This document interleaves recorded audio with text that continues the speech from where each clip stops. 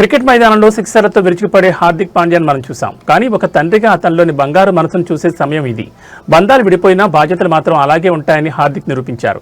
నిజానికి సెలబ్రిటీల విడాకులంటే సోషల్ మీడియాలో రచ్చ, ఒకరిపై ఒకరు విమర్శలు చూస్తూ ఉంటాం. కానీ హార్దిక్ పాండ్యా మరియు నటాషా స్టాంకోవిచ్ విషయంలో సీన్ రివర్స్ అయింది. విడిపోయిన తర్వాత కూడా తన కుటుంబంపై హార్దిక్ చూపిస్తున్న ప్రేమ ఇప్పుడు నెట్టింట వైరల్ అవుతోంది.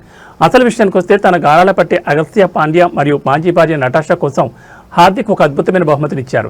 దాదాపు 4 కోట్ల రూపాయలు విలువ చేసే అత్యాధునిక బ్లాక్ డిఫెండర్ కారును వారికి కానుక అందించారు.